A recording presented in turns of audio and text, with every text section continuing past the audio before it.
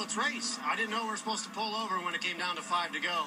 Man, I raced him hard, raced him smart, raced him clean, and he wants to come over here and bitch about it. So, hey, he came off the turn and did a jab to me left. I did a jab back to the right.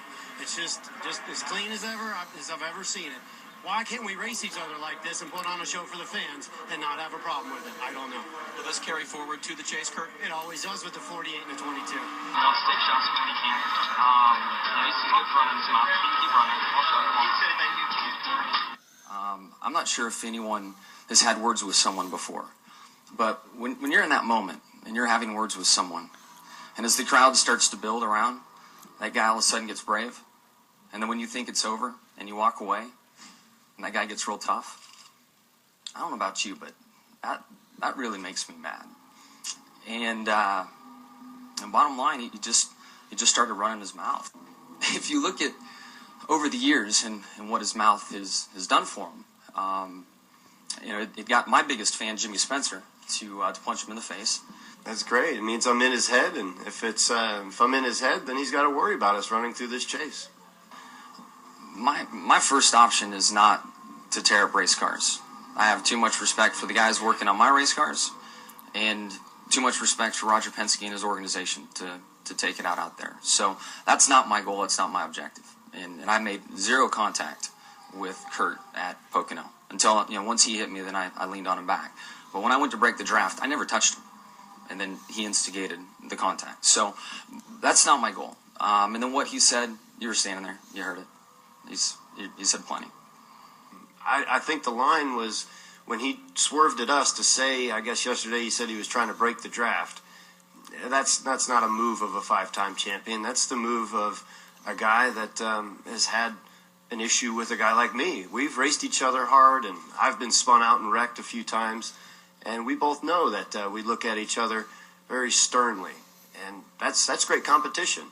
So that blends into rubbing his racing. When you have a history with a guy, you just don't forget about it.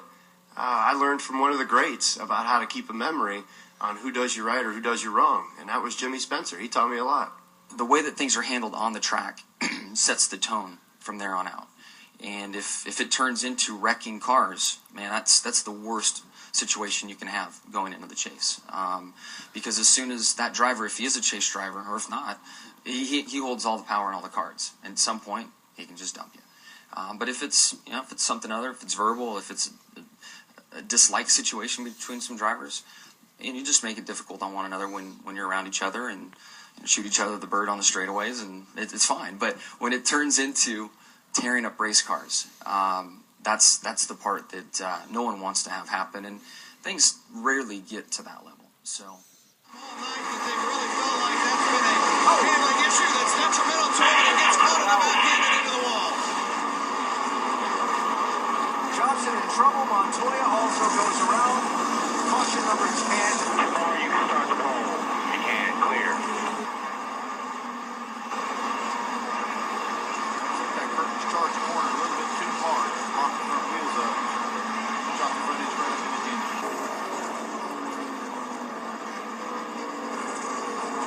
Trouble turn number 2.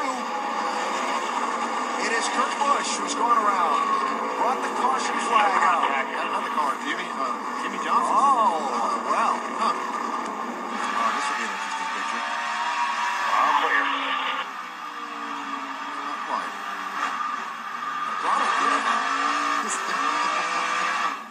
I got your number. What happened there now? The both of you have had each other's number for a little while now. What's going to happen now when the chase starting between you and Kurt Busch? Well, I mean, just get right down to the point, really. Hopefully he'll stop running into my race car and everything will be fine.